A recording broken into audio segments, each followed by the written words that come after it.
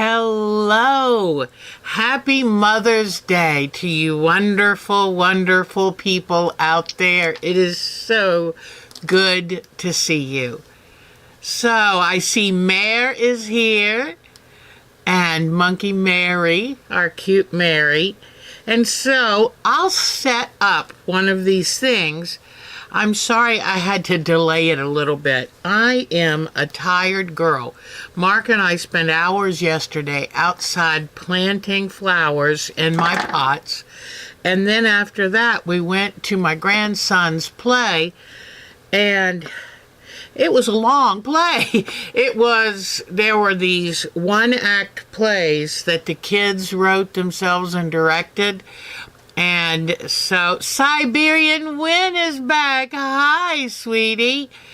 And I'm trying to remember, is the Siberian Wind our carol, or I might have it confused? I apologize if I do. But what I'm going to be doing right now is setting up well, maybe I'll come and show you. Setting up one of these Yorkshire buttons. And because I'm a big fan of Dorset buttons. This is a Dorset button. Tammy. Hi, Tammy, hon. Happy Mother's Day. Marsha's here. Hi. Hi, Marsha, hon. No, you weren't late at all. I was such a sleepy girl. I had a hard time going. I mean, I was downstairs at 1:45, still dozing. So here is a Yorkshire button. I had another one. Have you ever had this happen? Where there's a little something you lose. You misplace it. And you think, how could I misplace it? I remember putting it in that bag. So you look and you look and you look. The next day you look again and you find it. That's great. But then after you find it and you put it right where you know where you'll find it, it disappears again. How does that happen? I hope it happens to some of you. It's not just me getting old and forgetful. But I had a hiccup. I had another Yorkshire button. Hi, Pat. I had another Yorkshire button to show you. It was this style, but flat. This one, I put some stuffing in to make it a round button. So I'm going to go ahead, and I got the hiccups. I made sure to drink a lot of water before I started. Now I have hiccups. But I'm going to bring my camera over, and I'm going to, while we're waiting for people to come in, I hate changing the times because I realize it always confuses people. But let's get this detail camera. Hi. Spring weather and happy Mother's Day. I always say happy Mother's Day to everyone who ever loved a child, because if you have been good to a child, if you've looked after, if you've taken care, if you've guided them, if you've just given them unconditional love, you're a mom too. You deserve a happy Mother's Day. And that woman some years ago who said it takes a village to raise a child was absolutely right. So here we go. I know everyone wants to believe in Ozzy, what is it, Harriet and Nelson Harriet, but that wasn't real life. Real life is a little bit more confusing. All right, so I took this piece of cardboard and I wanted this to be a 12-point. Oh, thank you. Oh, Marcia, you don't forget stuff. That's great.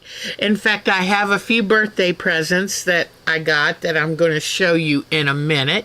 But yes, my birthday was Thursday. I even have a picture of what I wanted for dinner. I forgot to take a picture of all the strawberry shortcake. Yum. But it was a great day, and I appreciate. Thank you, Marcia, for remembering. And happy birthday to your son, Dan. Yeah, my son Christopher will have a birthday, I guess, coming up the end of this week. So, okay.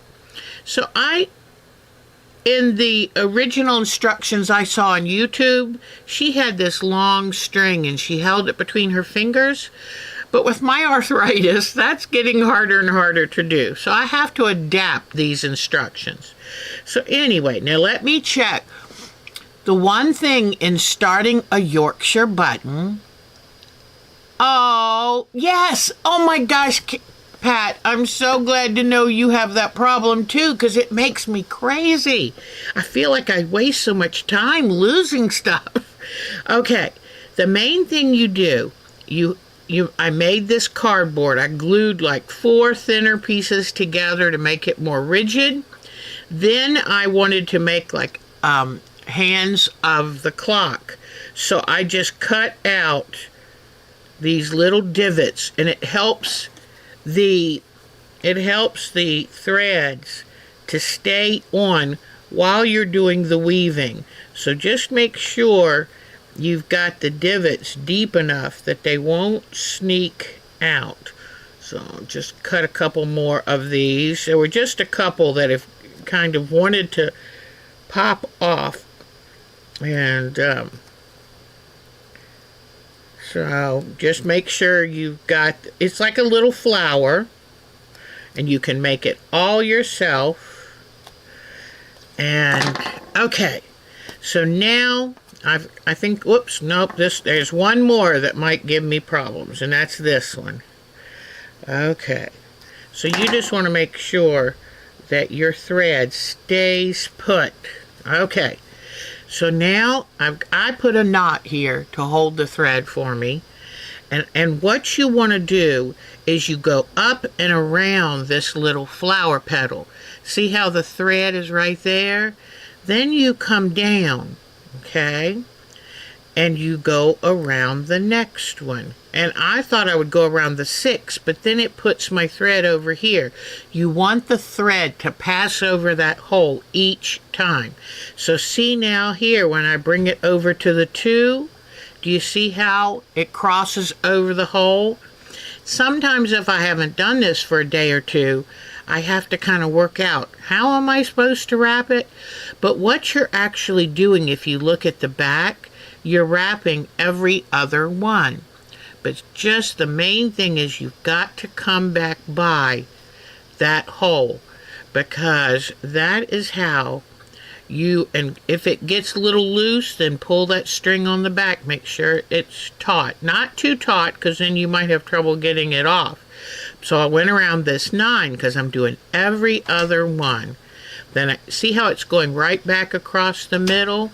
So if you start doing this and it doesn't go across the middle hole, then unwind it and do it again. So what I'm doing now, if you see, is I'm filling in red, pink, red. This one still needs done. This one still needs done. So I go back across that middle, come back here, and then around the 3. The 10 doesn't have one. So, oops, see, I don't go this way over the 10 because it makes the thread not line up in the middle. So I go this way and go around that. So now, there's one more that has no thread there. So that, yep, I'll go on this side. Because see, if I went on that side, see where that thread is compared to the center? So here I go. Now, I have, and I'm going to make sure, I have covered each of the little flower petals. Each one has a little thread hooked in. This is called a Yorkshire button. It is different from a Dorset button. In a Dorset button, you end up with a ring. You take a ring, it used to be a round ring from a sheep's horn, and you take a ring and you wrap it with a buttonhole stitch. Then you make the spokes. These are called spokes. And then you weave. And the weaving is the same, and using spokes is the same. But when this one comes off, it will be flat. It won't have a hard ring around the outside. And I read something, I found a good website that I'm going to share with you. And in fact, let me pick up this website so that I can, let's see. So I can have it for you to go check. All right, where is it? I have spent more hours this week trying to copy hyperlink, trying to get all of my emails for my new email addresses put in. Okay, did it paste? Yes, it did. All right, so there is a great email address for a tutorial, a written and photographed tutorial. All my little white pieces of paper look messy here. Okay. For a tutorial on the Dorset button. For some of you who might forget after I tell you how I do it, now you have a tutorial, and I wanted to thank the kind lady for doing that. So I think I got it off Craftsy. And, no, Whimsy. That's it. And she did a great job of explaining the Dorset button. When you're not used to doing something, don't worry if it takes you a while to get it. Because some of these things are a little bit tough to understand. So now what I did, I forgot to tell you what I did, is I went down in this way, and I'm going to pull the center of the spokes together so it makes it easier to weave. Oh, that's great that Dan has a Nebraska sweatshirt. Debbie, hi, hon. I hope you didn't get a bad storm the other day. It came through here like, woo. And we were lucky. We weren't in the danger zone. But then I knew it was going to be heading up.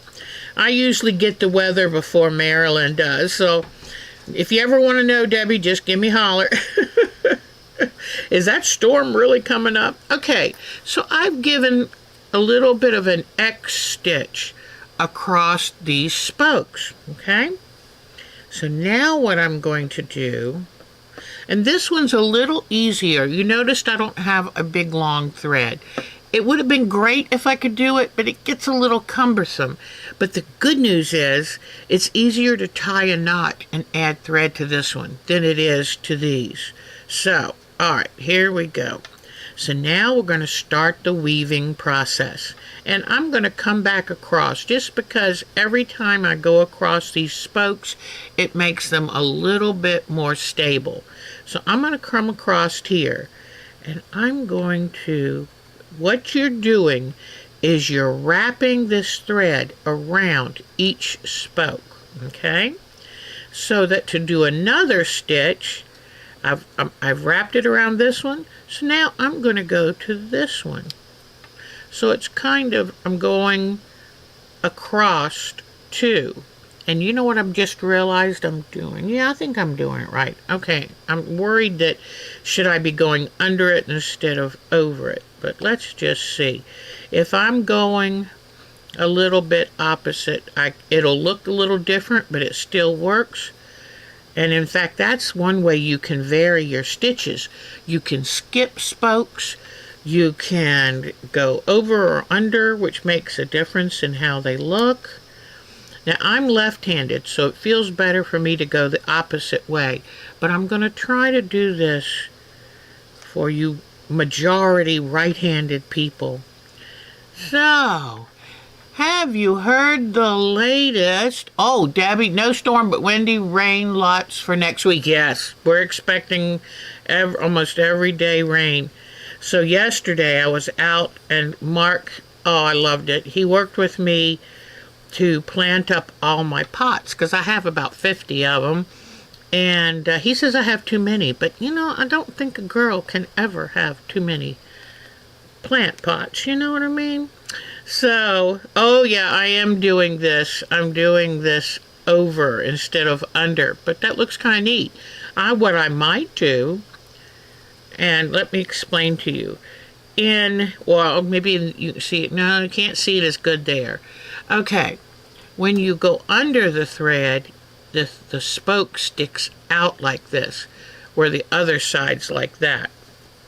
So, let's see. Okay, here we go.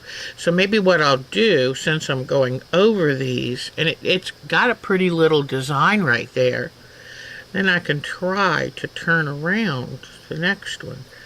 Okay, so I'm just going around each spoke, and it's kind of you go over two and come back up the middle. So the thread's right here. I'm going to go 1, 2, and then come back up the middle. And that's just so that each of these spokes is wrapped in your thread. And that's what makes it strong and able to be used as a button, because otherwise it would just come apart or it would easily break. So, okay, I think I'm back around to the beginning. Okay, so what I'm going to do is just come back under this one to make sure it's wrapped, and I'm going to go this other way. So I'm going to come up this one, and then by going under and coming up here, it automatically wraps that first one. Okay, and see how this one now is kind of low down there? So, because I'm so used to, I'm kind of doing it the right-handed way.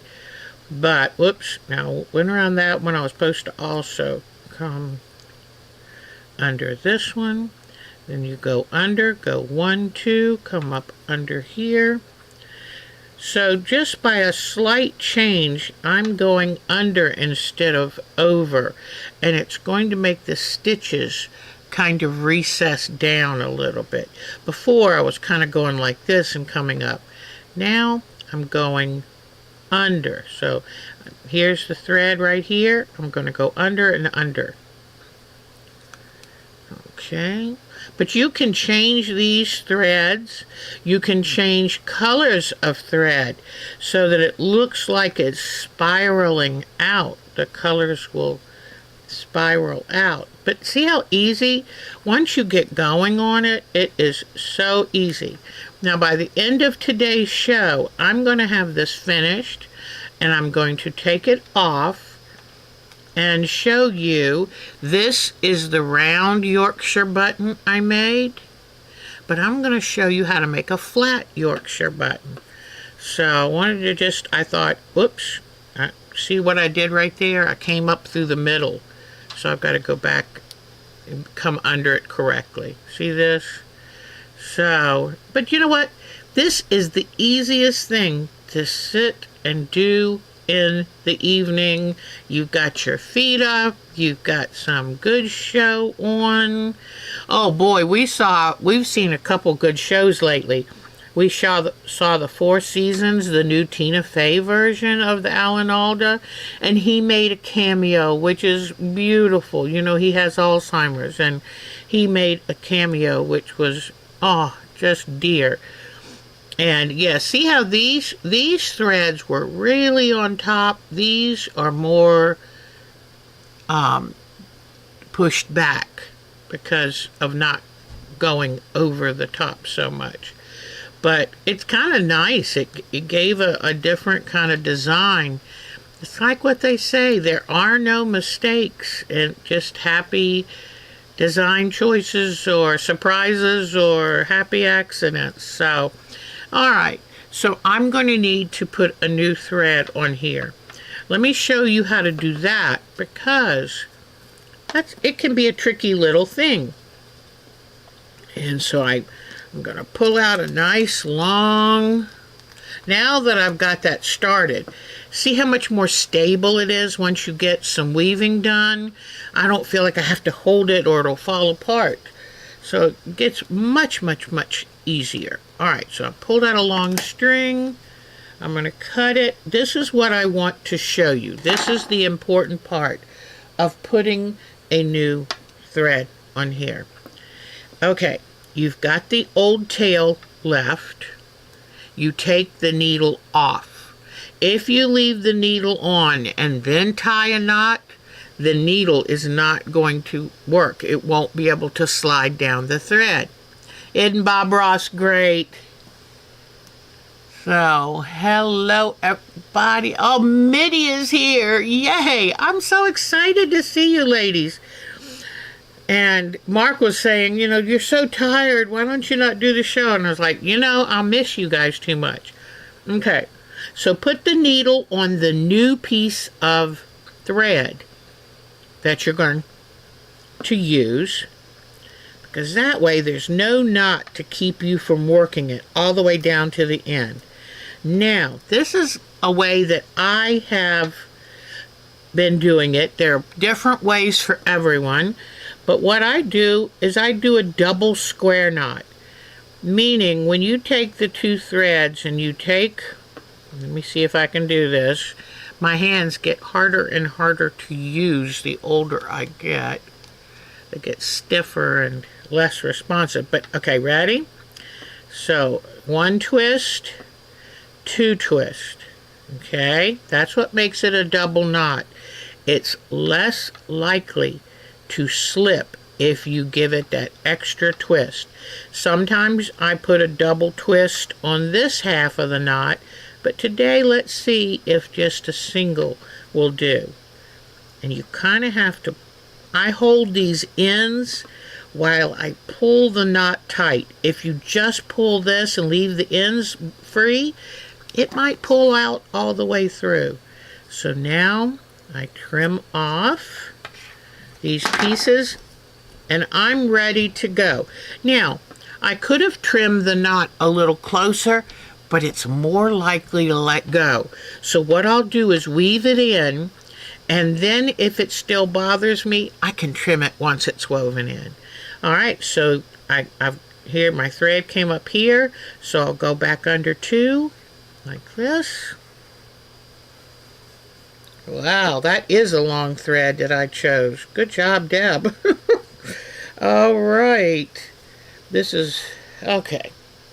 This is where, this is the only thing that may get a wee bit tricky, and what I do is try to make my thread even minus a few inches, so I don't have to pull it through as much. The threads come up here, so again, we go under two. Okay, and then under these two. So you just kind of, as long as one spoke gets wrapped completely with every go, then you're good. I'm going to get ready and switch to the rest of our show soon as I pass this knot, because I want you to see where this knot ends up. You never are quite sure, but you can kind of tug it just a little to make that knot go to the back part of this weaving, because this side that you see is going to be the special side. So now look how close that knot is. Let's see if I can get it to hide in the back. But you can do a lot if you just give it extra. There we go. See that extra pull? And it went back in the back. So what I'm going to do now is very carefully take the next stitch, and don't pull hard because I don't want to make the knot come back out front. I'm very happy to have that knot hidden in the back. Look at that. Yay. And then, so I'm careful with this next stitch. And that way nobody will ever see that knot. There. See?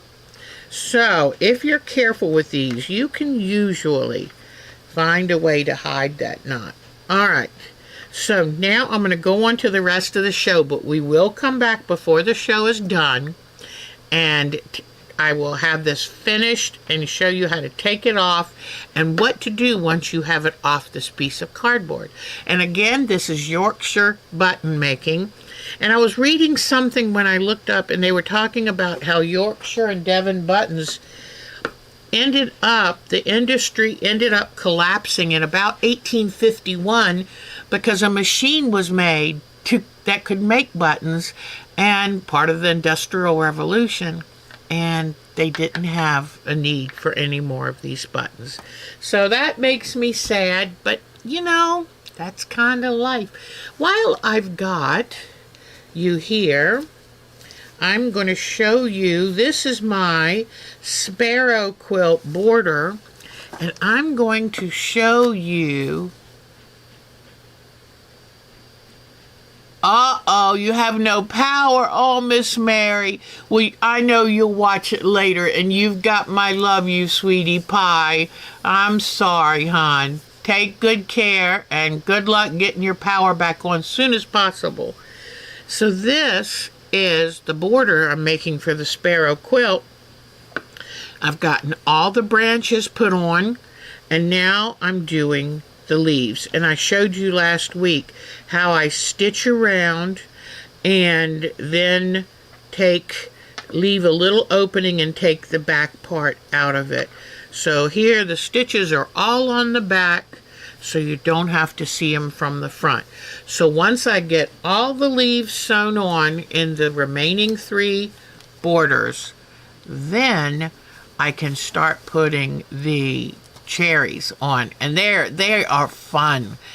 And I'm trying to get my cursor, no, it's over there. Bring the cursor back over to this. There we go. Okay. All right. So I love doing the little cherries, the little circles, and I sew them all around. Just leave a 1/4 of an inch opening, and then take a bamboo skewer. I tell you what, these are fantastic. This is a bamboo skewer. If you don't have any, get some from the grocery store. They will be in the section that has grill stuff. So maybe like charcoal briquettes and starter fluid.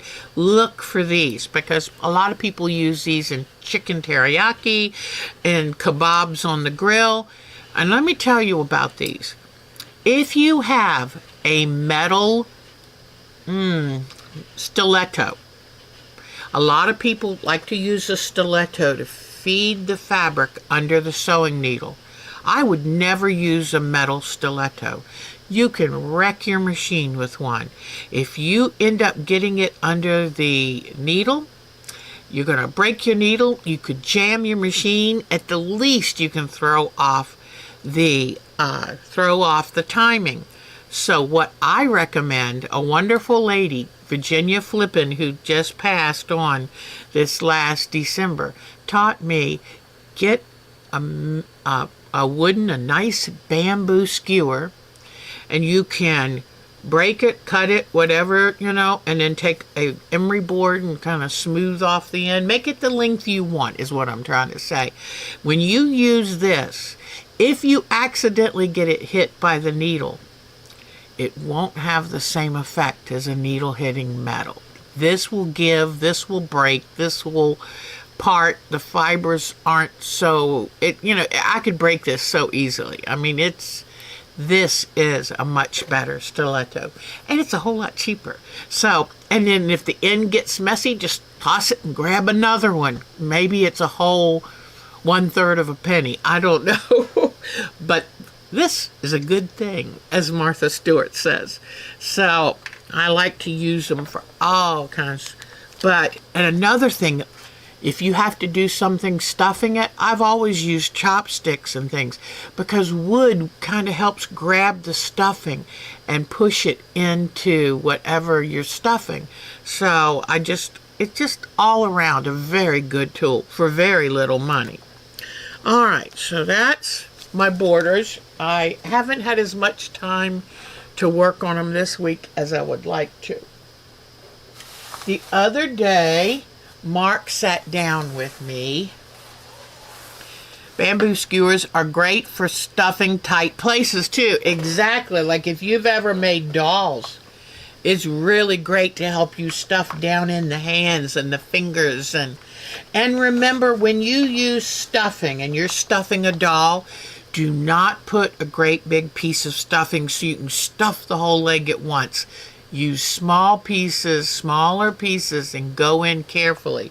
Because I don't know how many times I've been in a hurry and it bunches up and then you can't get it to move. it's a mess. So go smaller with the stuffing, and then especially when you're going down in a tiny little area. All right, so remember when I was working on the miniature house? It is now done. Although my house didn't come with the flowers that were supposed to be in here, so I'm going to have to get smart and make my own. But I can do that. All right, I'm going to bring the camera down and give you a tour of this sweet little house, because I love them. I found that it was so much fun. It was so much fun that I didn't want to stop working on them, even though I was too tired, my hands were sore. So I'm going to keep making these little houses. You know, I've always thought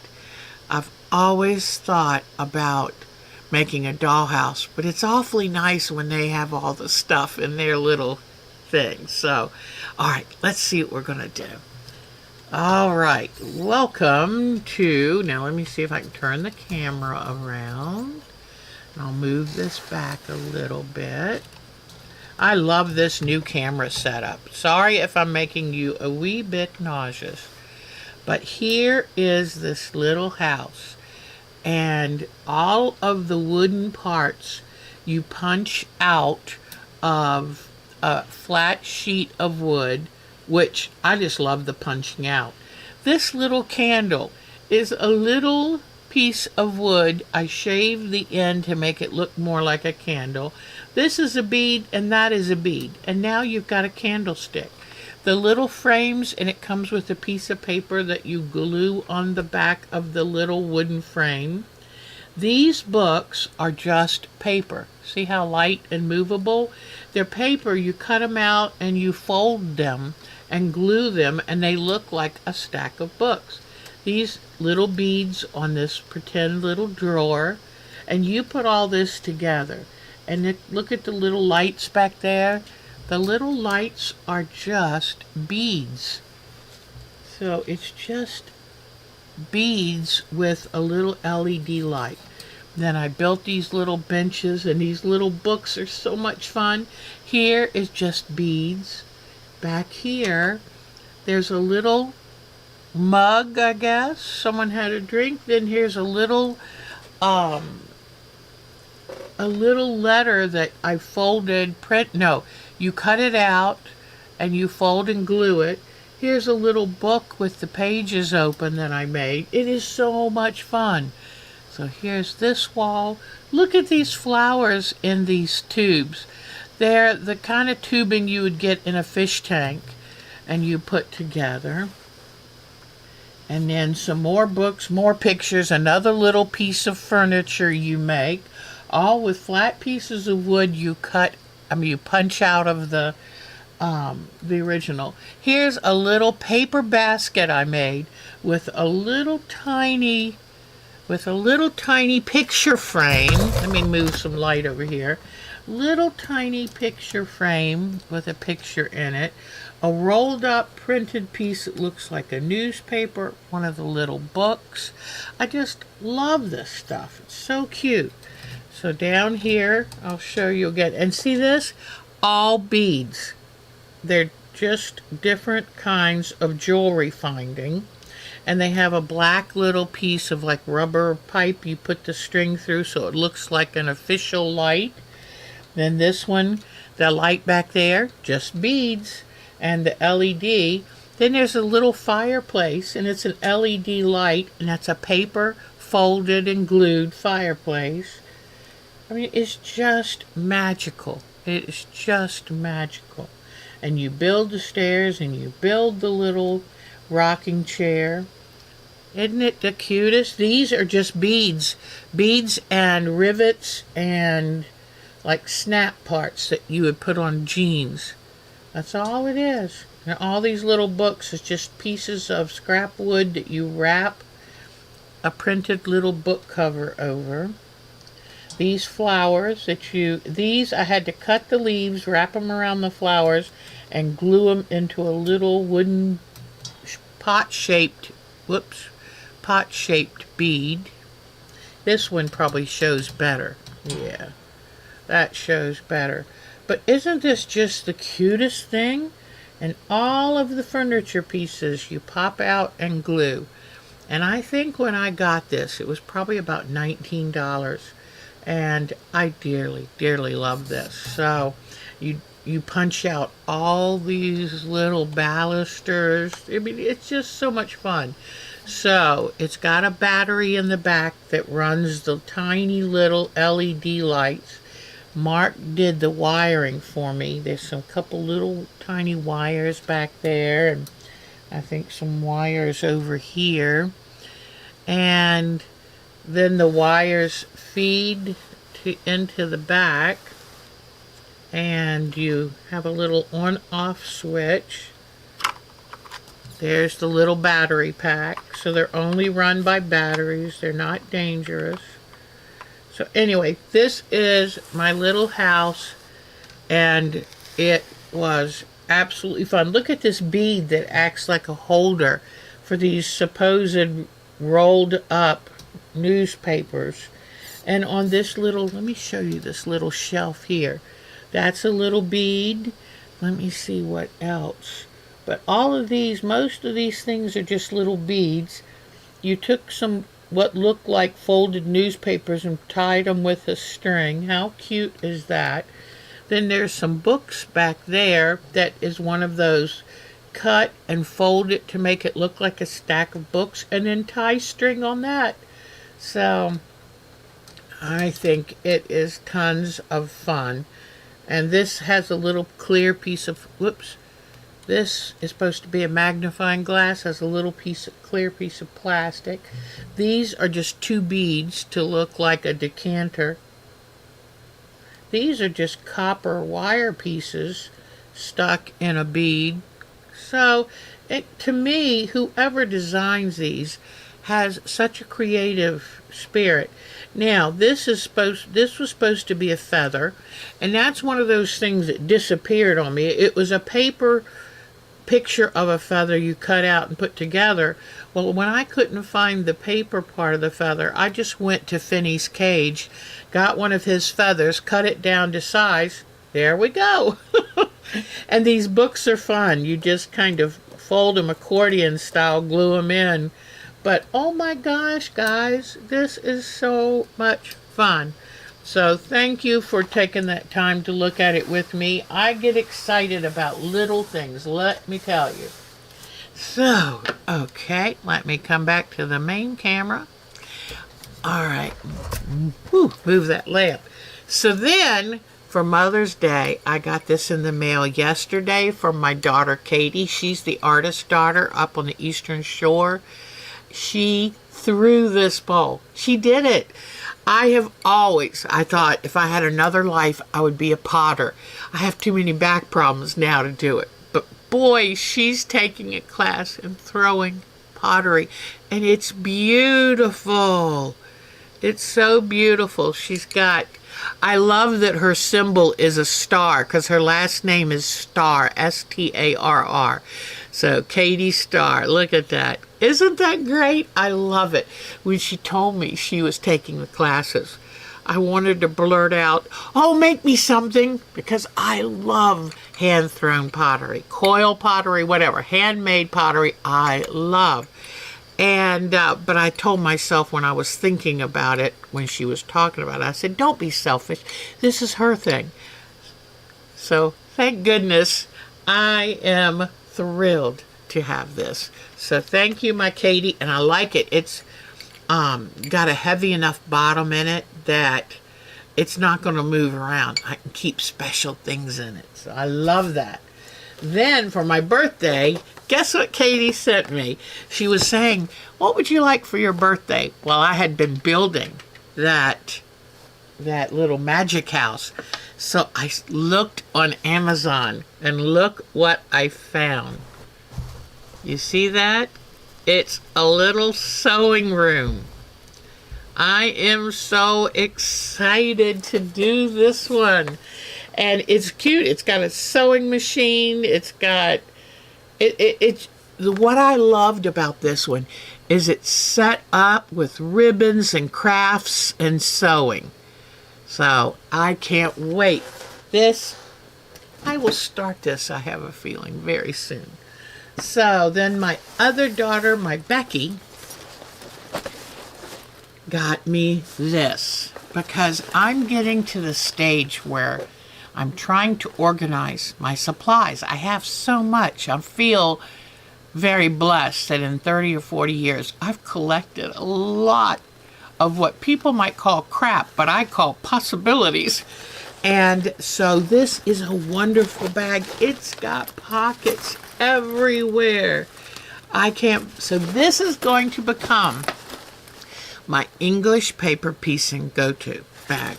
So everything to do with my English paper piecing will live in here. And I am so excited. So thank you, Becky. I didn't expect all that. It was so nice. Oh, and then you might see something back here. This is Becky, while she was at it, she found something really cute, an app of something you can do. And in our family, we're huge fans of the Muppets, anything Jim Henson and Muppets. She took Mark and my wedding photo, and look what she was able to do with, oops, I'm trying not to get a shine, but it's hard not to. Let me see if I can do this camera. Let me see. I don't want to get the shine, but this is the cutest. Oh my, still lots of shining, but is that the cutest? And it's the dress I wore. It's Mark's suit. It is precious. So, oops, let me switch back to the main camera.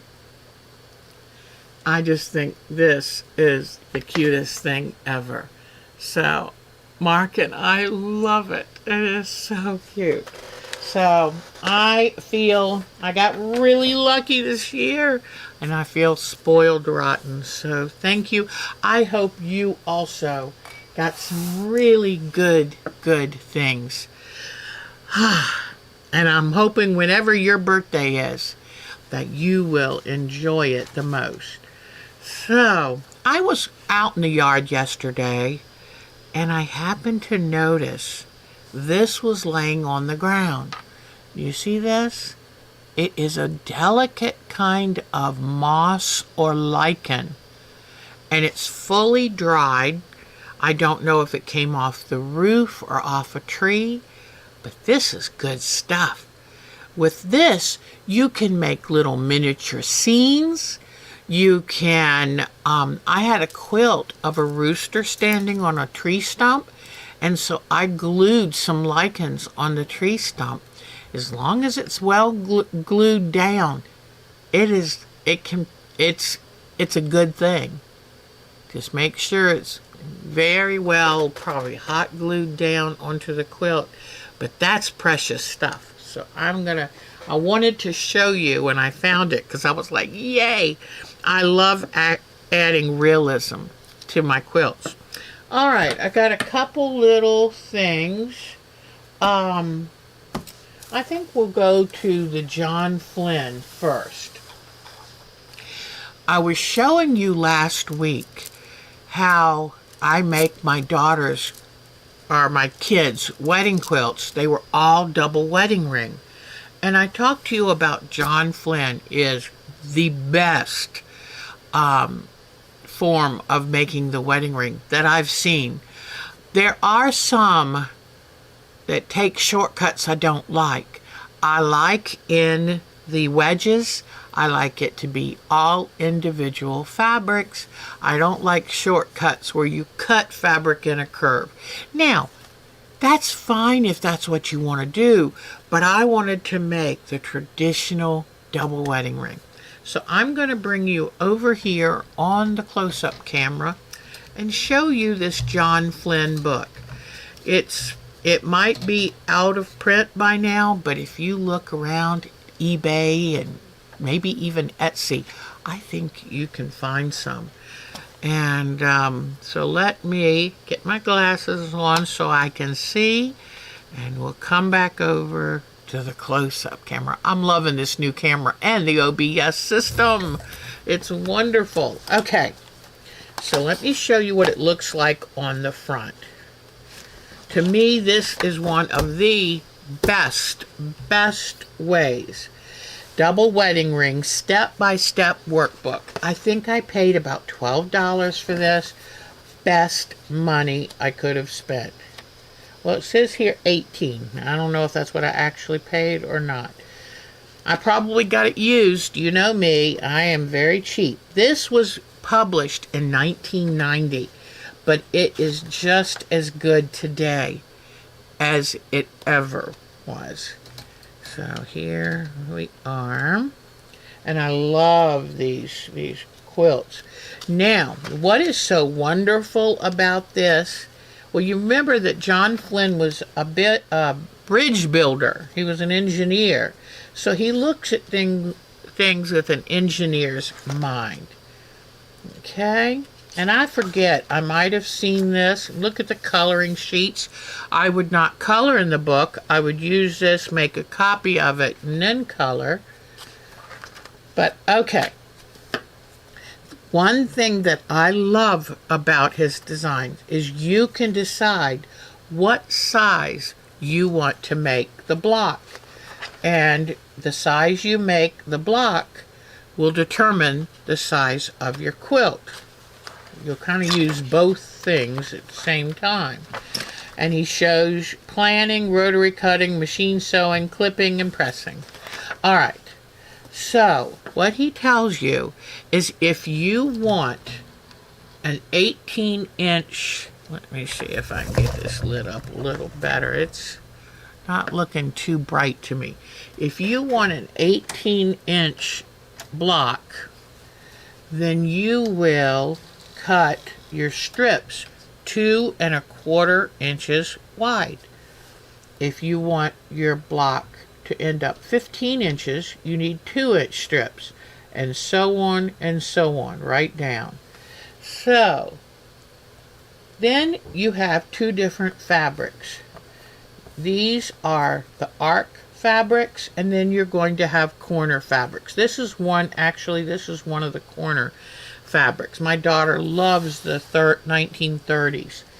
Marking your sewing machine, so he shows you can put, the quarter. Your marking is really important.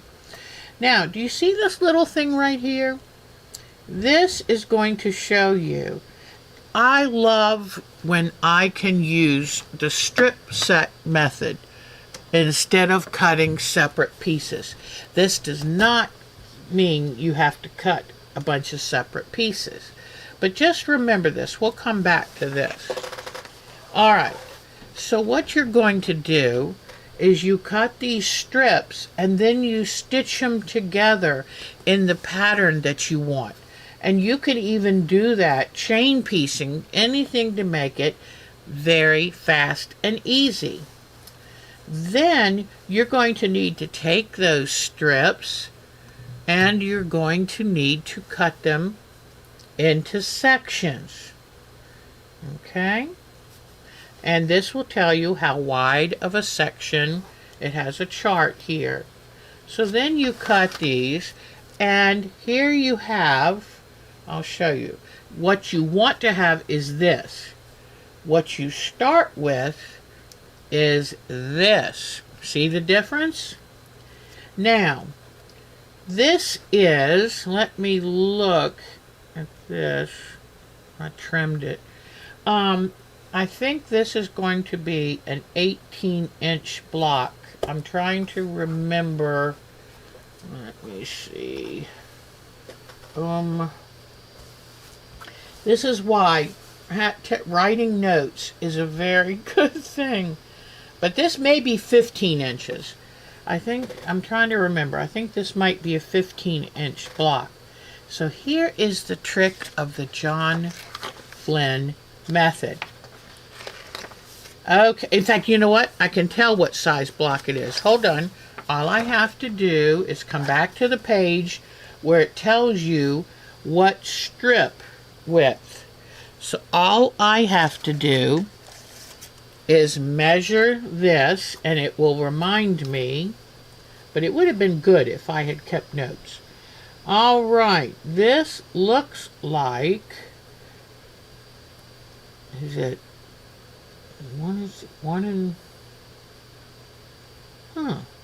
is it 2 inches, or is it, it's close. Whoop. Yep, it's 2 inches. So it's a 15 inch, just what I thought might be, 15 inches. All right, so this is a 2-inch strip. So you cut all of these 2 inches, and you sew them all together, then you cut the width 2 inches for a 15-inch block. Well, now what you have to do is come back to his other chart and go, oh, for a 15-inch block, remember this number, 3/16. That's under 1/4 of an inch. It's more than 1/8, but less than 1/4. That's why having tape to put on the machine is a very good thing. So, I'm going to come back. Let me see. Well, actually, I'm not going to come back. I'm going to stay on that camera. All right. We'll come over. Pardon me. If you get dizzy easy, you might want to close your eyes till I get this set up. Okay. Oh, and there's Bonnie's sticker I love so much. Okay. Now, let me turn the light on so you can see this better. It's very dark outside because it's getting ready to rain. And I'm sorry, it's causing a little havoc. I'm sitting right beside 2 windows, and when it's dark outside, it makes it dark in here. So what I'm going to do now is come over here to the machine. The stitch is centered, the needle, is centered in the foot. I'm going to line it up here, and there is 1, 2, 3/16. It comes right in the middle of this plastic foot. So let me lift this up. Right in the middle. 3/8, 5/8. Let me see. I'm going to lay it here. Then I'm going to bring this ruler back over and put it right where the needle is. And see, oh, I think I've got it. Let me see. This, not quite. It's got to come over more. All right. So I'm going to, and I hate to cover. I don't want to cover the feed dogs. So that I don't cover the feed dogs, let me cut a little bit out of this. Because I need those feed dogs to make sure I'm not pushing or pulling the fabric under the needle. So that I cut that away from the feed dogs. And now, let me see. 1, 2, 3. Let me see. I'm going to drop the needle down. Whoop, no, it doesn't help me. I was hoping it would help me. Let me see. There we go. Now, I'll put this back here. I'm going to line this up with that needle. And now I've got it slightly too far. This is important, so it's important to get this right. Okay. Let me check it one more time before I rub it in place. The nice thing about masking tape, unless you really yank on it, it tries to stay pretty much in the right shape. So okay. 1, 2, 3.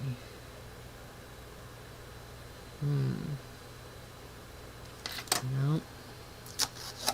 This is trickier than I thought. I am very, very glad. This must be the 3/8 on that. Okay, let's try again. Put this on 3/8. Perfect. All right, this is now 3/8. So let me get you in here good. and show you what the magic step is. Okay, I've got to decide which way do I want this to curve. So I think I'm going to leave it just like this. The key to this is come in at the top, right where you've already stitched. Let me put the needle down. Whoops. Oh, forgot to put the presser foot down. Okay, ready? Now, what I'm going to do is take and move this stitching line to this line now. So what it means is I'm stitching at an angle. Okay? This is how easy the John Flynn method is. Do you see what it does now? Instead of being straight, it starts the curve. So I come back here. I put the needle down right where I was already stitching. Now I put this, the last stitch, over to this line. And so. And try to make sure you get a pretty smooth straight line. You don't want curves in this. You want to do a pretty straight line. And if it would help you, you could always draw a line. But I like to try to just eyeball it with care. Alright, so see how I've moved the stitching line over to that line. Then try just to run it straight down there so you have a nice straight line. Alright, I'm going to do this for the last two and show you what you've now created. And see, by starting at the top on the stitching line and then moving it over, it gives you a slanted seam. And that slanted seam is the magic in this. The last one, and then watch what happens. Okay, start it right at the top, but slide that over to the tape. Alright, and here, look what we've got now. Do you see that? It's gone from being a straight strip set to a curved one. And that's when you then come in with your piece of fabric, and I'm going to press it at the halfway point. Okay, and this is the halfway point. 1, 2, 3, 4, 5, 6. So I come in here and I'm going to pin this. You only do 3 pins when you sew curves. Sometimes you don't even have to do that, but I don't want to forget to line these up, so I'm going to put 3 pins, beginning, end, and that middle crease. And you can do it just with your hands. You don't have to take the time to mark it. You don't have to take the time to press it. Just pinch it with your hands so you can see it. Alright, now you can do things 2 different ways. You can try to sew it this way, or you can sew here, just making sure you hold your hands. Now let me see what he suggested. Let's see. Yes, he suggests, which is what I like, using the plain piece, not the pieced piece. Using the plain piece, laying it on the top. And you're going to take your time with this, okay? Take your time. And you're just going to ease in. I ended up getting a presser foot that's supposed to sew curves, but honestly, I now look back and think that was a waste of money, because you just hold it very gently, you guide it very gently. It sucked in the tip of my fabric, so I wanted to loosen that up. Alright. Now, ignore the tape now. Now you go back to your 1/4 inch that you always use. So you just come along here. And this way you're making sure your seam allowances all go the same direction. It just helps everything lay flatter. But you come along here. And just gently letting the fabric, this is where the feed dogs really help, because they'll guide the bottom fabric and you guide the top. And just keep all of your seam allowances going the same direction. If your seam allowance were to go the opposite way, the feed dogs would want to grab them. So you have them going the way they're pointed down like this, so it's nice and smooth. And now you just put your finger down at the end and let the feed dogs kind of feed everything else in. All right? So let me take out the pins. But if you've always wanted to do a double wedding ring and you have been concerned about how difficult it may be, I highly recommend this. And in fact, when I finish these quilts, I'll probably be selling this book myself. So, because after I finish this, these will be my third of this, I'll probably kind of be done with it. But anyway, there you go. This is called a melon. And then you have sewn this on it that easily. Give it a really good pressing. And then I'll show you. Now, then this will get sewn into there. The same exact way. You will take and press this piece in half. Put a nice firm crease there. Then that one in the middle. And that will sew it in the same way I did this. 3 pins is all you need. 3 pins. And it will lay beautifully. You just sew slowly, let it ease in. This is not this particular shape. When you're making strip sets, you can sew as fast as you want. But when you're doing this, slow down, take it easy, let the fabric work with you, okay? In fact, I didn't even get any puckers in this, so that was very good.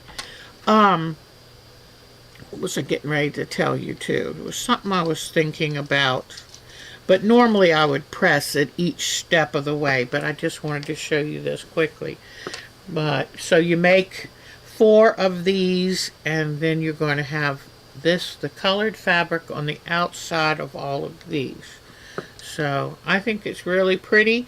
It is a wonderful quilt, because you can do so much quilting right here. So I'll put it on my frame. My other daughters, I did hand quilting, but now I want to get these finished. She's already been married 16 years. I'm a wee bit late, so I want to get this finished. But I just thought I would show you the benefit of using the John Flynn method. I think it's the best. Oh, wow, Debbie, that's wonderful, hon. Boy, maybe I'll try to do one more. I don't know. Oh, here's the outside piece. So see this piece then. This is the corner. So this stays up here to this. This comes around. There'll be one more corner piece down here. And see how it makes a nice, beautiful arc. So, just beautiful. And I'll show you one more thing about this book, why I love it so much. Whoops, I'm sorry, I have y'all upside down. Okay, one of the reasons I love this book, he gives you see the 3-pin method. I did remember, finger crease the melon to mark the center. Okay, another thing. He gives you a template, and see, you still end up having to cut just a wee bit off here with his template, and I'll show you the templates, and you can just make a copy of them. Don't use the ones in the book. But now you're starting to see how this comes together, how he sews them in place. Pressing is very, very important. Here are the templates. This is the arc template. Now, the template I need is the 15-inch arc template. So I will make a copy of this. Use this to know exactly how to trim up the very edges of my arc. Corner pieces, melon, center. every size that he has templates. So whichever method, you know, you want. And then planning chart. How many blocks do you want? How much fabric? How many corners? How many strips? I mean, he does the work for you. Isn't this amazing? I love it. So this was the best money I've ever spent since I've been quilting. All right. Okay. All right. So I'll put these away now. And we covered that. It's just I mentioned it to you the other week and thought I really would like to give them a little more information on that. So there it is. For some of you who might be new this time, when I've been talking about Dorset buttons and Yorkshire buttons, let me show you. Here are, oh, you know, something like that would be pretty on any quilt. But here is the pearl. I have just all, depending on the thread you use, look at this one with the buttons. I mean beads. This is my shuttle that Mark made for me. This is the shuttle, and when I'm doing a Dorset button, it's wonderful when you're doing the outer ring because you have to use over 4 yards of whatever floss or yarn or thread. But here is a Dorset button. I mean, I've even made this necklace, although I haven't found how to make it lay nice on the string. But here are all the, here's one, the outer blanket stitch has been done. I just need to make spokes. But here's one with beads. Look at all this. You can do so much. And even you can turn it into a pen to wear, and this would be a pumpkin pen. But I have all kinds that they're just fun to do. And I've got to tell you this. It is so funny. I just took a class on Dorset and Yorkshire buttons, and I am now seeing them in magazines and things. It seems like a lot of people are getting back into Dorset buttons. How fun is that? So you just need a nice embroidery needle, especially if you can get one that doesn't have a very sharp point. And these, Mark made this shuttle from gluing 2 popsicle sticks together and just sanding it down. And I just wrap that 4 yards around here, and then when I'm going in and out of the button ring, it allows me to keep the fabric manageable as I go in and out of the ring doing those blanket stitches. And here's one. So just thought I would show, if you hadn't seen me talk about these, here it is. All right, so now guess what? I've been a busy girl this week. A very busy girl. So, let me move some things around here. And now, I do what I always do, which is find what I want to put and wear and glue them in place, so then when I start to sew them down, everything is there. So remember when I took the fabric, and I didn't see Polly's question until later, which was, what shape are you eventually going to come out with? And the answer is a rectangle. Now this still, I can see, I trimmed it a little, not enough, because it's wider at the top than the bottom. Not by much, but enough that it bothers me. What I did is I sewed 4 different fabrics together right here, and it was much bigger. Once I sewed the fabrics together, then I ironed on fusible interfacing to give the fabric a little body. Then I took and started crunching it and moving it to where I kind of wish I had more over here, but I wish it was a little bit rounder instead of, and there's still time. I can take the lace off and make another little strip of this and try it, but I don't know. We'll see. But I took and just kind of, that what you have to do is if you decide you want to fold here, you have to sew on one side to hold it down and then fold it and then sew another line. And with the water, I didn't want it all regimented. And even the sand, I wanted everything kind of flowing and all of that. Now, then when I got to the edge of the water, I've used cheesecloth. And I'll make sure when I'm done, this is all fluffy. Cheesecloth, that wavy lace. Here I use some inexpensive lace and just kind of wound it around and put it there. And so this is supposed to look like the froth at the edge. And I tried to graduate the colors of the darkest here, then the medium light, and light. And in fact, this is sky fabric, but I knew it would work good. So then I took, and I had this sand fabric, and I sewed it onto this and got ready to shrink this. One thing I realized pretty early on when I was, in fact, I'll show you. Do you see this dark layer right here? I took some of the backing fabric and put right behind the fabric and the fusible interfacing, because I realized to hold these folds in place, I had to have something to sew it to. I couldn't just sew it onto itself.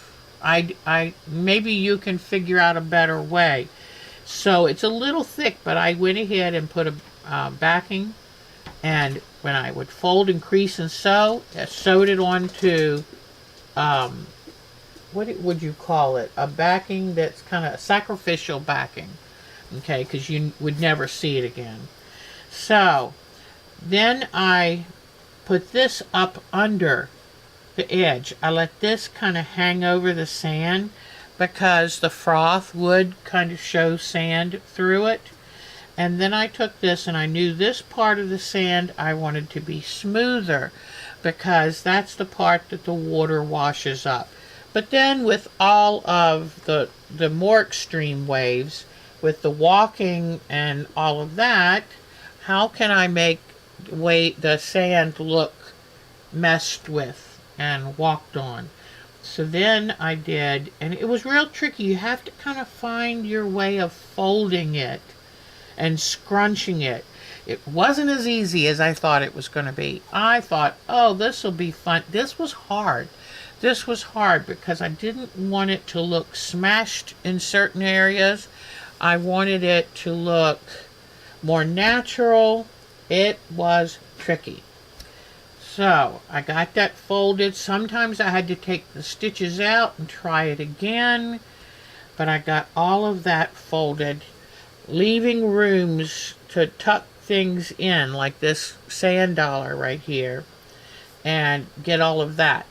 Then I realized if I want to start adding beading and applique, I should have it quilted. You never want to quilt over a beaded quilt, and it's easier to quilt before you do the applique because I don't like to applique down my little applique pieces. I like to do around them. And so I went ahead then, used a piece of batting. I just used cotton batting right here because it was right there and I didn't have to go hunt for it. And I used another piece of the backing, and I haven't cleaned this up yet. My machine, when I cut the thread, it'll make a little knot which lets you see like right here, it knots the fabric doing the automatic cut, but then you see the top of the thread because I used black for the bobbin and I used tan or gray for the top. But anyway, what you see here is I just reinforced the curves, the motion of the water, got it quilted. So now, once I did that, I got all of my cute little things that I wanted to put here. And what I wanted to put here, and I wish I had had even more of a variety of sizes and items, but I didn't.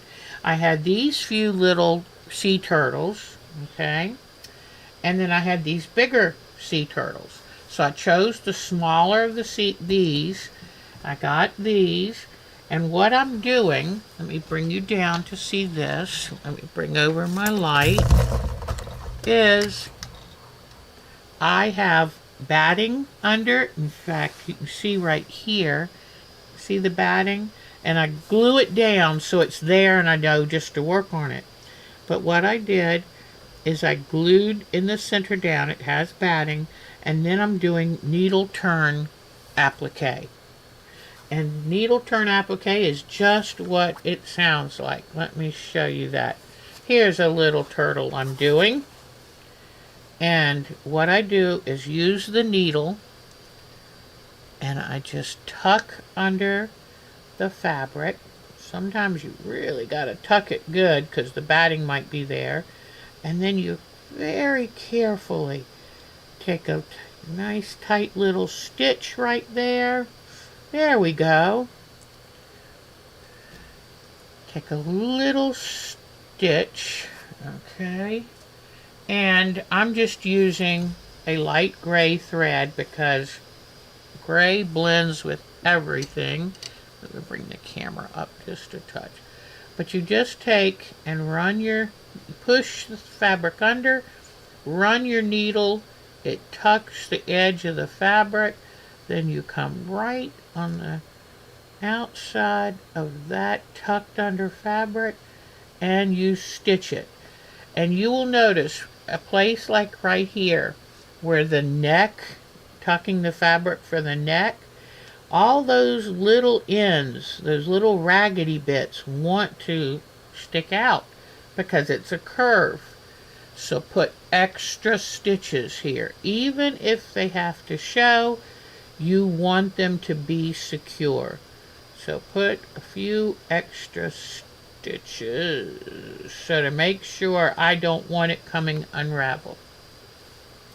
Alright, and you see how there's a little stuffing there, and you just go along the edge, tuck the fabric in. And I only put batting in the bigger places like here, but tucking the fabric under the arms really does give it a nice plump feel. And then here is the sand dollar that came off some printed fabric, so I tucked it under the sand here and here to kind of make it look like it's peeking out. I found one starfish out of printed fabric, but remember I told you I thought I could take a Dorset button idea or a Yorkshire button and make my own starfish? So I did. I made some. So I've got these are supposed to look like they're further away, so they're smaller. I kept the bigger ones out around the edge because they're supposed to look like siblings somehow. And then I had some fabric that had a printed crab on it. Now this is going to be tricky to do because I've got to cut up and then try to, you know, I don't want the white showing. So all this is going to be tucked in and it's just going to be a crab. And I did put batting for his main body and his little arms for these claws. But then I found the same fabric had a lighter color. I said, aha, I can use the lighter color and it's going to make it look like it's under the water a little bit. Because see, this is the shallow part of the water. So I'm hoping that's what that's going to look like. That's why I did that. So a darker crab because he's out of the water, a shallow, and he's just right at the edge. I might even move him a little closer. But I took this turtle and tucked him under the phone, and I might tuck parts of these under too, just to kind of give them that depth. And I even found that was the biggest seagull I had, so he's going to go on the edge because he really should be bigger, but it's okay. Now what I want to show you here is the stitching that I've been doing. I've been doing some French knots and some straight stitches, trying to give texture to the sand. So what I'm going to do, I started to work on it and said, wait, no sense doing that underneath where you're going to put something. So I stopped the decorative stitching, but left my needle there. But I'm going to applique down all of the creatures, then go and around them work in some of the stitching. And I just wanted to show you really quickly that I have the dark color yarn for the darker sand. I have medium floss for the medium sand, because there's 3 different color sand fabrics and there's 4 different color water fabrics to give that the look. So I've got these, and as you can see, I had some more seagulls, but they were a little bit small. You know, these are supposed to be baby turtles. Couldn't use them. All right, now, so that is part of it, but that's not all of it, because this is supposed to be an embellished, folded and embellished quilt. So let me show you this. Now, here's what I went to my supply of beads, and I got some beading needles and some very delicate thin Sewology sewing thread. Nice fine. Let me see. I don't see a size. I was looking for it, but nice fine thread. Then I found these, which I think are going to be perfect on the sand. Oh, there's even a beading needle right in there. How about that? Okay. Then for the froth, I have some white sequins. I thought they might be cool in the froth. Okay. Then I thought, what else do I have for the froth? Look at these tiny, tiny little seed pearl beads. They'll be perfect in the froth. This is supposed to be the fun. We're researching, looking into different ways to embellish. Now, when it comes to the water, I wanted to find some little beads to put in the water. So I found these. These are super fine. Then there's all kinds of beads in here, which I think are going to do pretty darn good. And, oops, let me see. Okay, I think they're going to do pretty good. And I've got these. I love these the best. But, whoops, I didn't quite pick it up. Here it is. Aren't those cool? Kind of translucent, good ocean colors. Here are some things here. So I've got those for the water. Let me put the top back on this. I love all these different little containers. And here is the coup de grace. Well, here we go. All right. So I went through my bead box and found this at one point had been a shell necklace like you wear during the beach season. And I said, oh wow, because I needed tiny shells. I couldn't have giant shells here. I had wanted to use Mark, but his shells look like monsters compared to my little beach.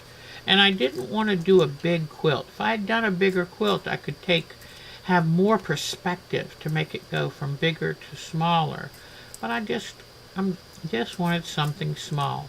So here are all the beads the shells that I picked out from my bead drawer. And then, whoops, one more shell. I missed it. One more shell. And, whoops, he's got a bead in him. Don't lose my bead. Okay, it came out. Then I found these, which I thought, oh my gosh, that's so pretty. I can use that in the sand too. Let me see if I pour some in here so you can see. But they're just really beautiful. They're like a beige, silvery, translucent. So, alright. So this is what I'm going to end up doing to this quilt. I'm thinking if there's anything else. This was free-form. There's not really a pattern. It's free-form. Just, now, like, as I said, I wish I had come across a little smoother because this is awfully square here. So right here. So I might go back and try to come out just a little bit more. Even if I just make more froth out here. Try to give it more of a curve. But, and then once I've finished all the applique, I will then size it perfectly because it's it's a little too hard to size it when you're still doing so much work on it. Anyway, it's just something fun and something to do. And once these are appliqued down, they'll just have their green little bodies showing. All this will be tucked under, and I think it'll look a lot better. These won't be as big once they're tucked under because look how much smaller he looks.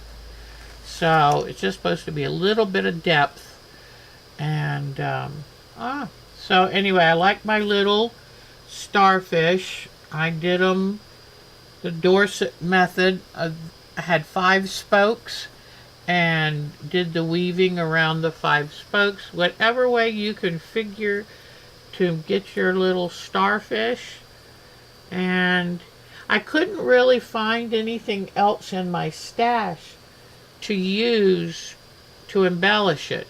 But then I kind of looked and said, maybe it's embellished enough, Deb. So, you know, what can you do? Sometimes Deb has a hard time knowing when enough is enough. But I like that this is tucked in a little.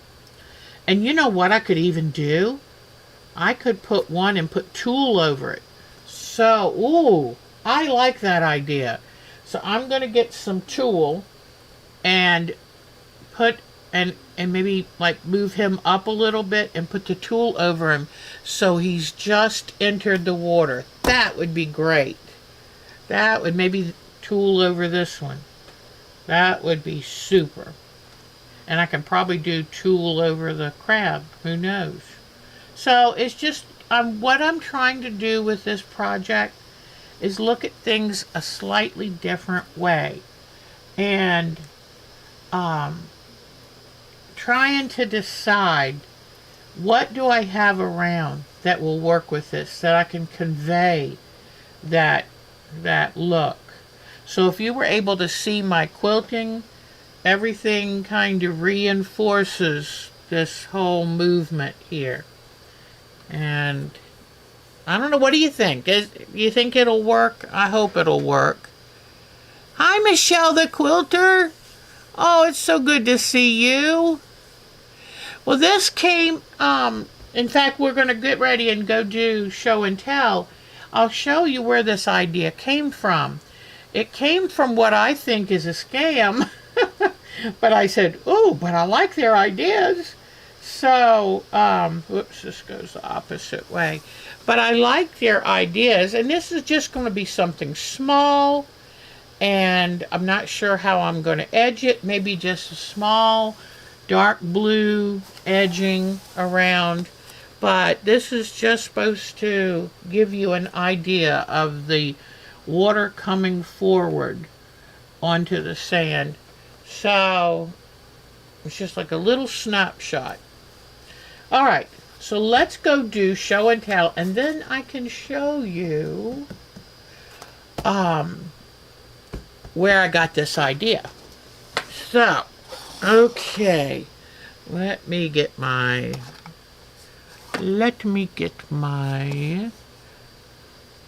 oop, come on. Oh, it's probably over there. I always feel like I'm herding cats with this with this, trying to find my cursor, because, oh, in fact, I'll show you why. I'll show you why. Because here's my laptop that I'm watching. This is the OBS program that I'm using. I can see your chat here. This is giving me information on how many people are here, what's going on. Here has the, this is where I go to do the starting screen, the main screen, your pictures of show and tell, the up close camera, and the goodbye screen. And this is like when I stop. Whoops.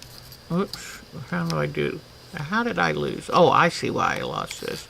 This has stop screen streaming, pardon me, exit and stuff. So this is the new OBS.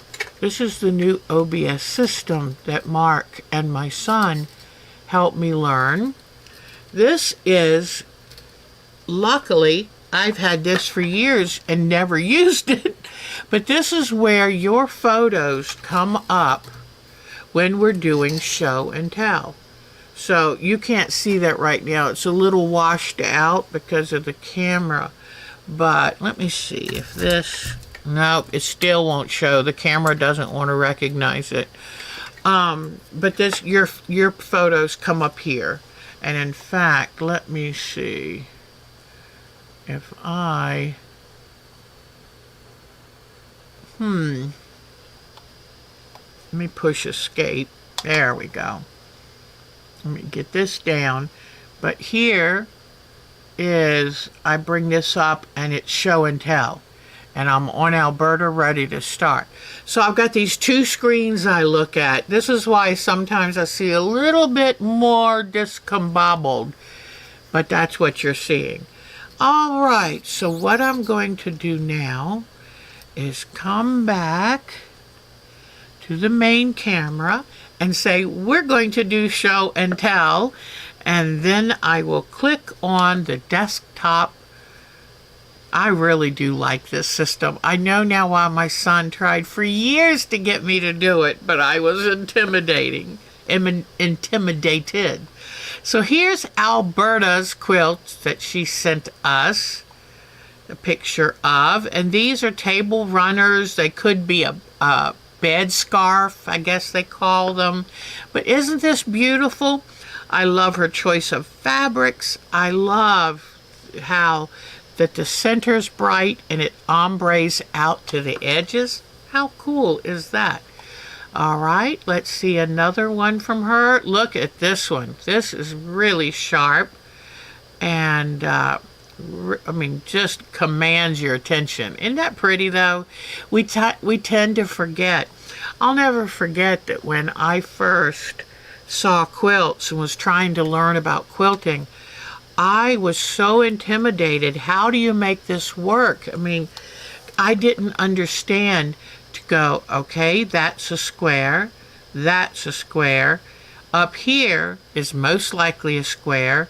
Here is a rectangle, then a square on point, and this is a rectangle with a slanted end. Now I understand. To break it down into little pieces, it's no longer scary. But back then, it was a little different for me, and I was so overwhelmed. How would I ever make that? And luckily, you learn along the way, and once you've kind of figured out that secret of what makes a quilt, then it's pretty easy. So I do want to show Betty Meisner's wonderful, wonderful Donna Jordan quilt. And I don't know about y'all, but I've been enjoying watching the husband do the shows now. What a couple. I mean, I just love them so much. All right, so that was Betty Meisner's. Okay, let's see. Who is next? Miss Bonnie and her amazingly finished hummingbird quilt. Oh, And speaking of hummingbirds, I have seen my first hummingbird. I am thrilled. So I happened to open the front door, and there he was. And I looked at him, and he looked at me. So isn't that sweet? But I love hummingbird season. So, all right. It's always like, who can see the first hummingbird? Now let me see. I've got a few pictures to show you here. All right. This is that birdhouse I made using popsicle sticks. Mark made the base for me.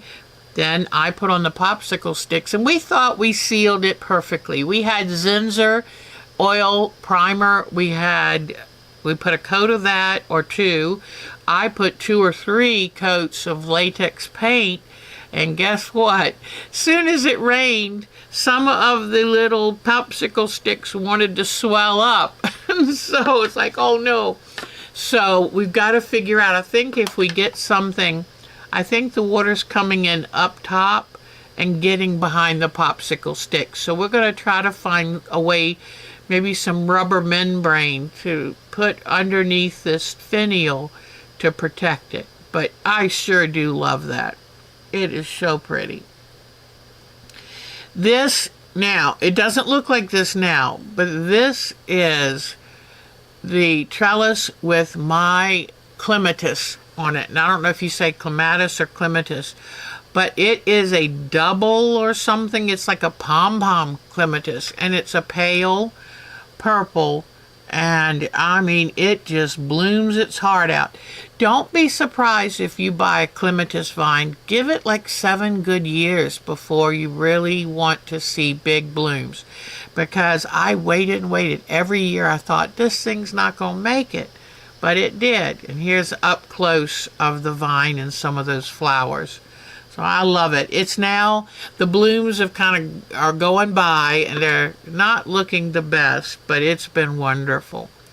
And here is the pinks that I wanted to show you, dianthus, that you can get sometimes to bloom a couple times. So I wanted to show you that. Then, so now I have gone through and planted most of these pots. Oh, I remember. This is, Mark said on my birthday, he was wondering what I wanted for dinner. Did I want to go out to a restaurant or what? And I said, I want takeout from the our local favorite Mexican restaurant. They have these taco bowls that are so good. And they have chicken and beef, and oh my gosh, it's just so, so good. So this is I wanted to take a picture for my girls to say, this is the birthday meal. And then I've been having every night a big bowl of strawberry shortcake. And when your birthday's in early May, that's what you have for your birthday. And I love it. This is my grandson, Evan. He was in a play last night. So we drove about 40 minutes to go see his play. And there he is. And he is like the romantic lead in this one. And here are the 2 bad royals that are trying to break her away from her true love, and so they're meeting in secret, and I love this. My grandson's very quiet, so it was cute to see him doing this. And there he is. He's only got 1 more year of high school left to go.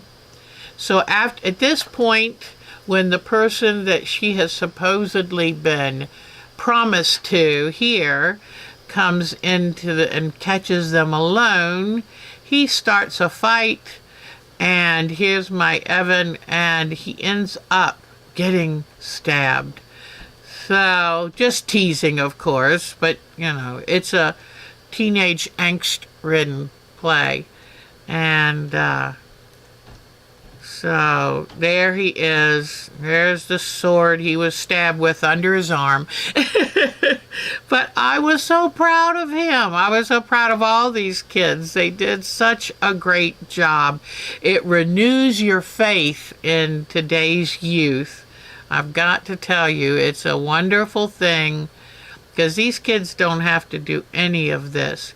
But I love that they want to try new things. And so that was last night. All right. So I just thought I would show you that.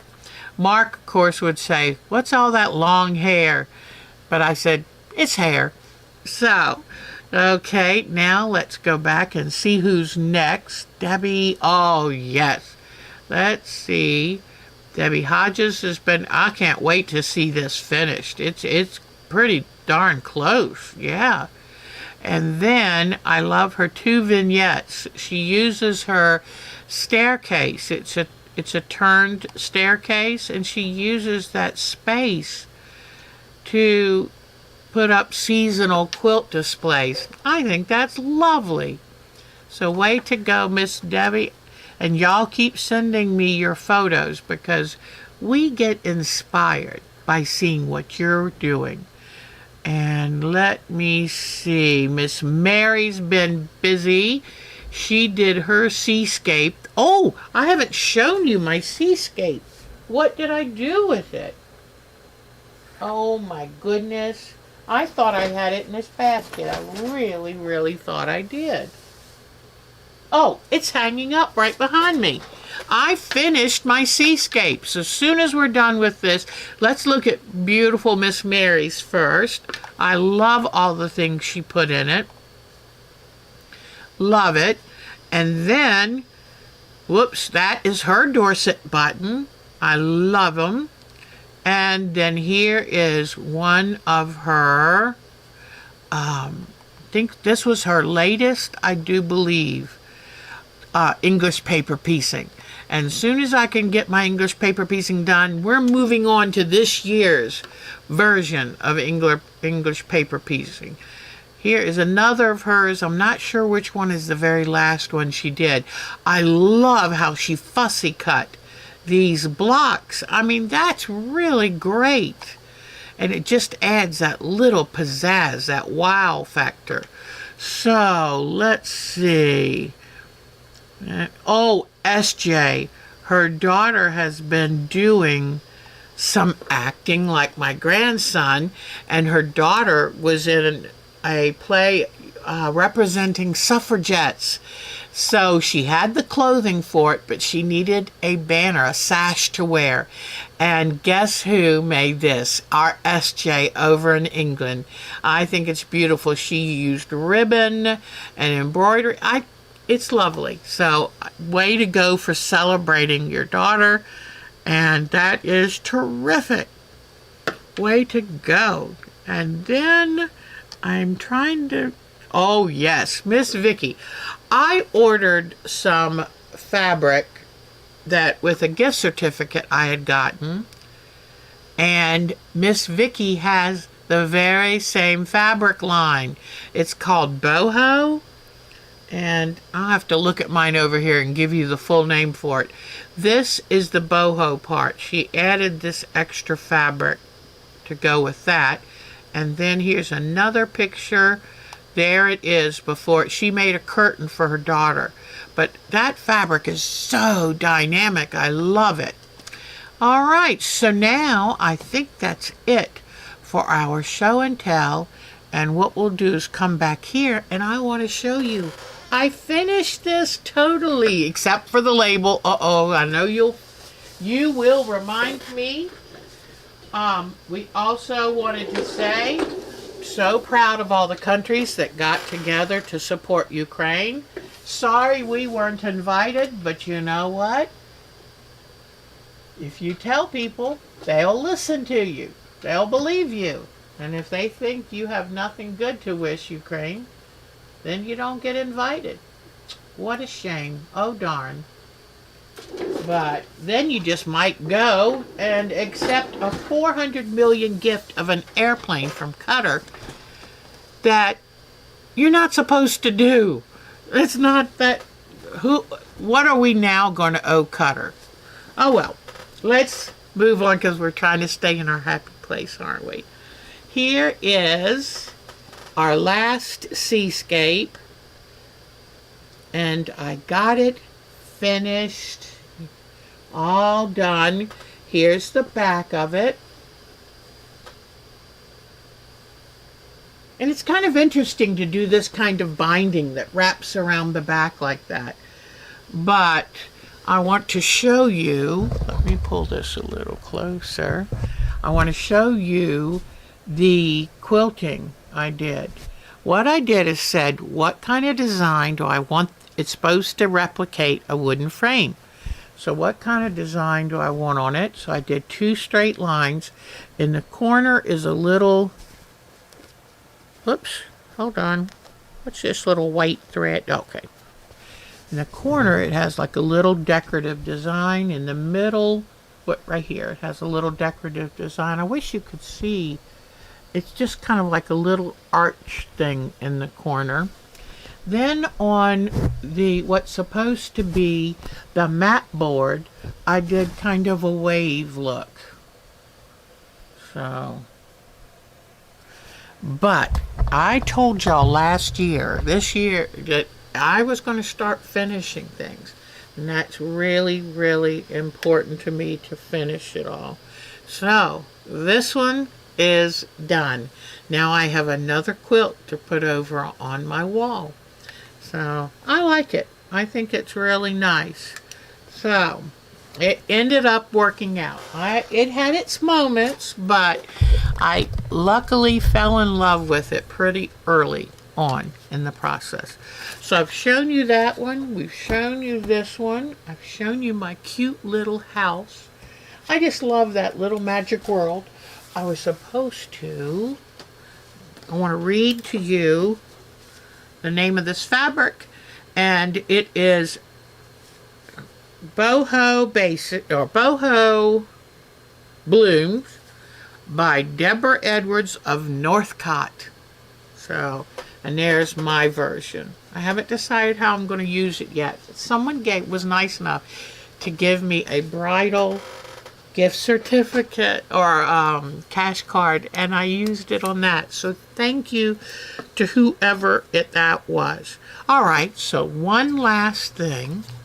Let's see if I can hurry up and get this button off. Detailed webcam. All right. Here we go. So now, okay, I go back. See, the thread comes up right in between here. So I go back the one, then go forward one. So I'm going around 2. I pull this.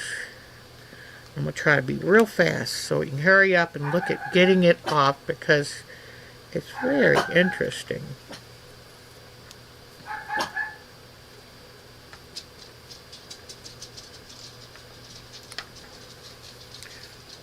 But I'm really, I'm looking forward to using beadwork with this kind. I'm looking forward to using different weights and colors of threads and variegated and all of that.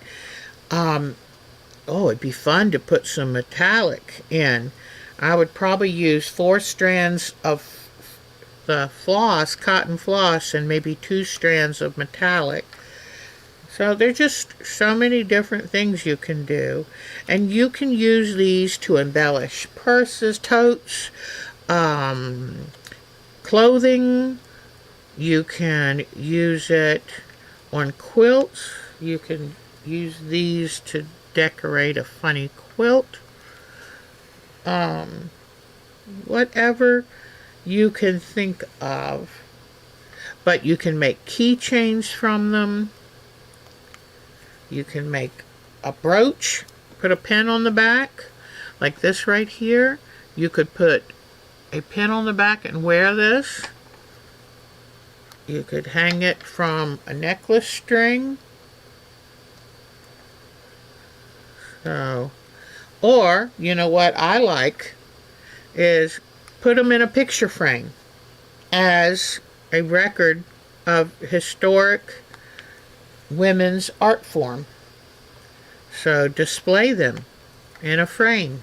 I think I might do that.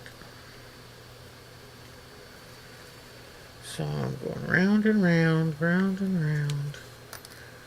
Let me see if I can try to do a shortcut here and do several. Whoop, no, maybe that's not why. Yeah, you don't want it getting too tangled. So I was thinking I could make 2 stitches at once without pulling them through. Doesn't work. Okay. All right. My grandchild Charlie got a promotion at work and has applied for cosmetology school. I'm really hoping she gets in. She's got so much talent. They have so much talent. So it seems like everybody's doing good. I told Mark we need to talk about when and if we're going to bring the grandsons down, if they're old enough and they think they can be comfortable with the journey. And I'm going to want to set up a craft palooza when they come down. So that will be a lot of fun. Whoops, sorry. Teach them how to make cookies and things like that.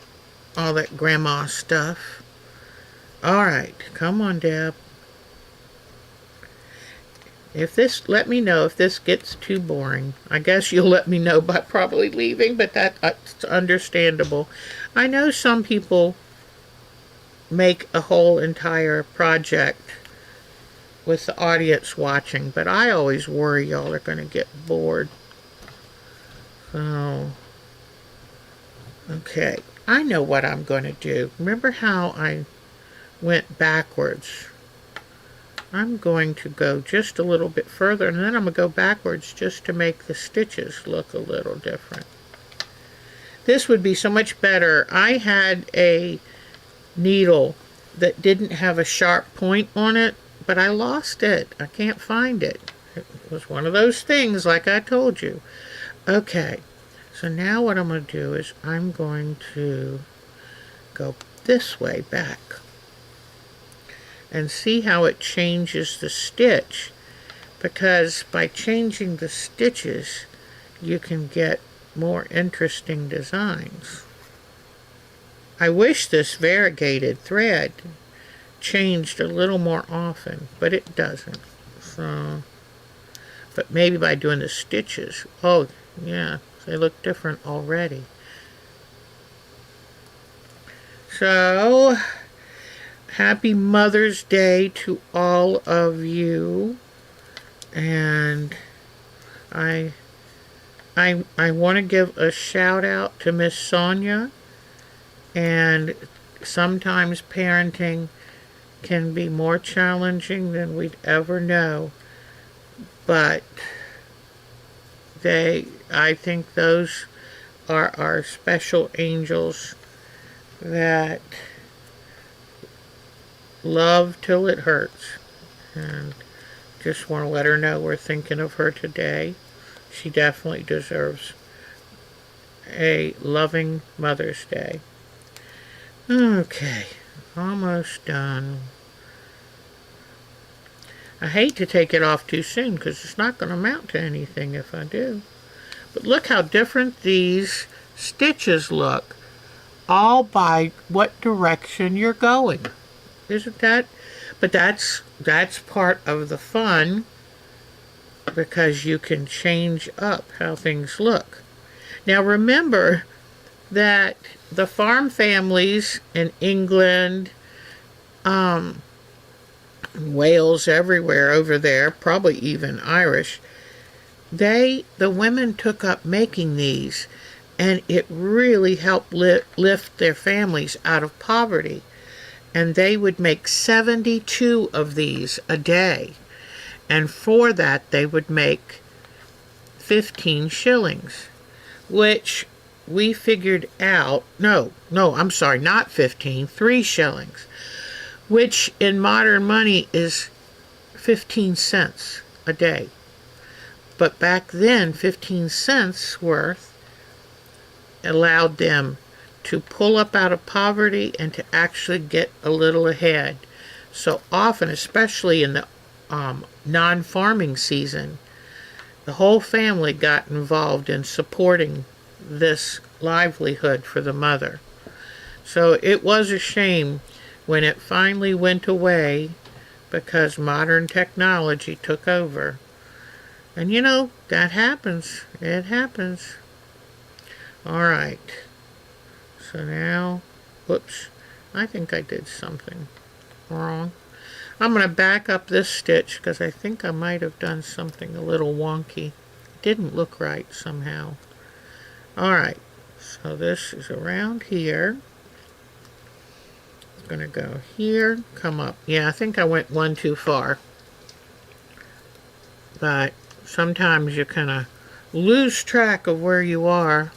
But I bet you, if you do enough of these, oh my goodness, you can do it almost in your sleep.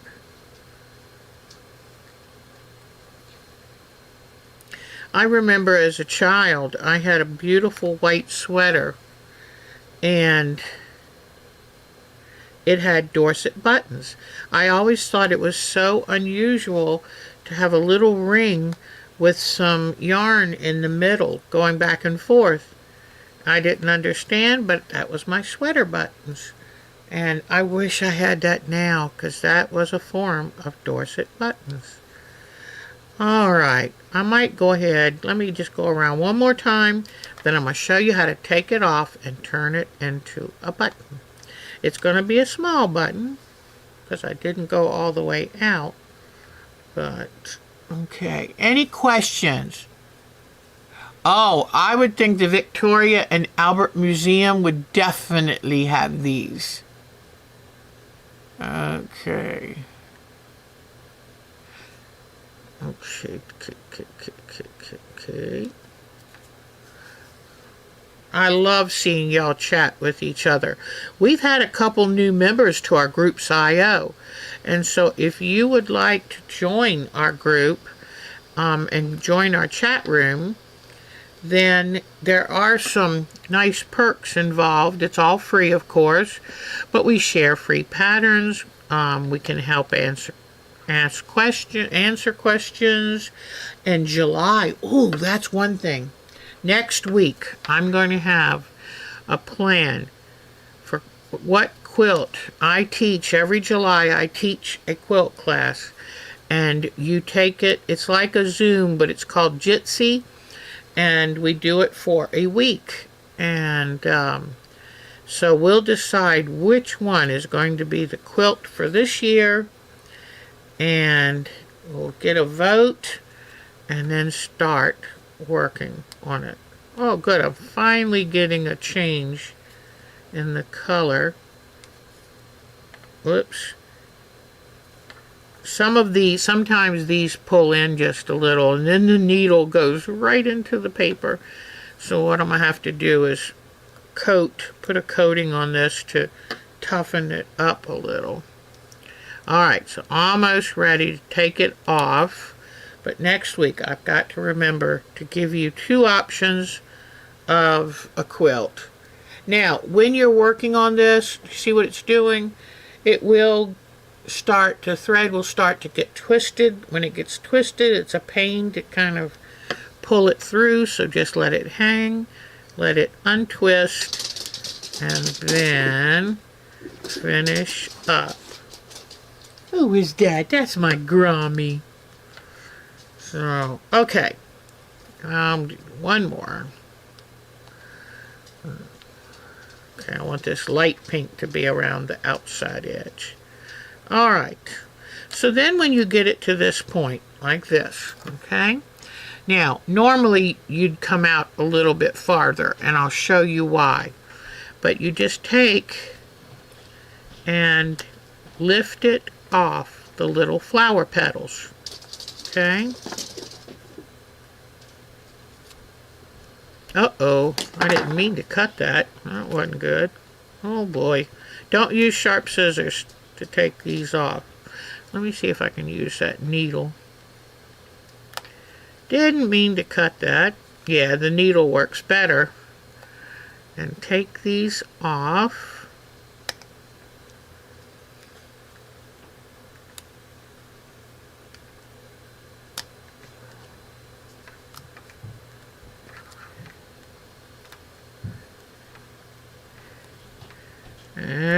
Okay, last one. All right, so now once these come off, you've got a funny looking flower. And what you're going to do now is to go in and out of these little flower petals. Just run your needle in and out of them. Let me go ahead and pull this through. Run it in and out of them.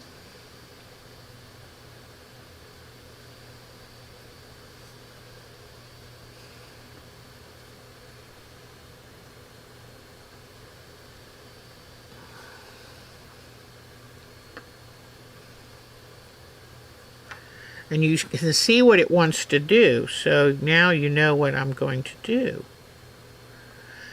All right, and then come around to the beginning again. Okay. So now,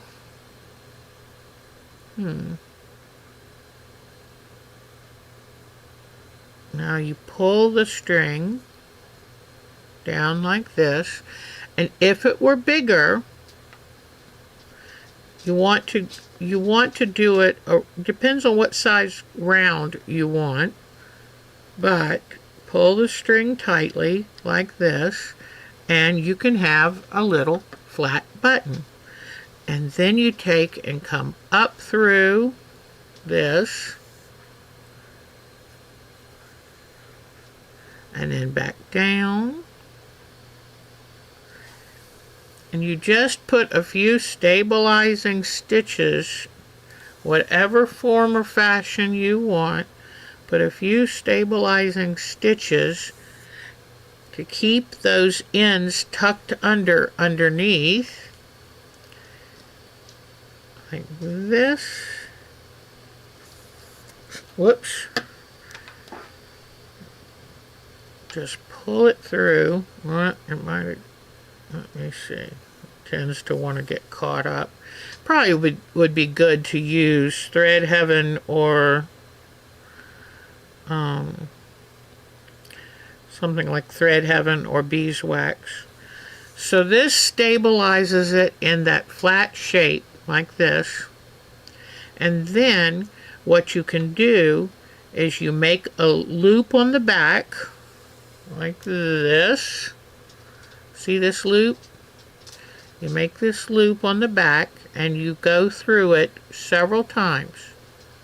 You go through it several times because you want to have a nice strong loop there. Okay. Come on. The thread's getting a little punchy. Because what you want to do is have a couple of these loops. Let me show them to you. Right here. Now, I would probably do 3 or 4.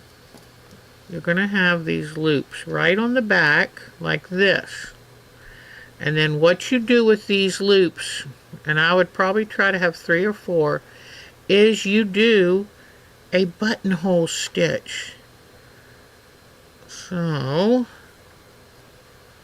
do the buttonhole stitch, because what you're doing is you're making a, what do they call them on the back? Shank. You're making a shank, a ribbon shank, so that you can, you gotta come through it like that. You have a loop and you come through is how you make the buttonhole stitch. So I'm going through and in that loop, and see what it does? And you're going to make a shank, and then that way you can sew it on your garment. You can stuff it. In this one, you'd make a bigger one, and you stuff it to have a round button, or you can make a relatively flat button. And that's a Yorkshire button. Oh, I bet you it was beautiful, Mary. I've always wanted to have a dress like that. All right, so now I'll come back up to the main camera. And thank you for spending today with me. And I hope that I gave you something interesting to learn, or something maybe you didn't know. And because I love teaching. I love, love, love teaching. I love sharing things I learn along the way. And life is so very good, and we try to stay as positive as we can, knowing all things shall pass, and sooner than later. But these, I love it, love it, love it. Kate Jackson from The Last Homely House says, get it out of your head and get out of your head and into your hands. The best way to deal with life's ups and downs, and just to inspire yourself. To me, hobbies, and they've been proven to help people stay happier and more centered and more healthy. So take very good care of yourself. I'll see you next week, and we got to figure out something new to do, because I'm going to be done with this embellished seascape here. So, what next? I'll let you know next week when we meet. But thank you so much for spending this time with me. Have a great week. Do something just for you. You deserve it. Bye-bye, everyone.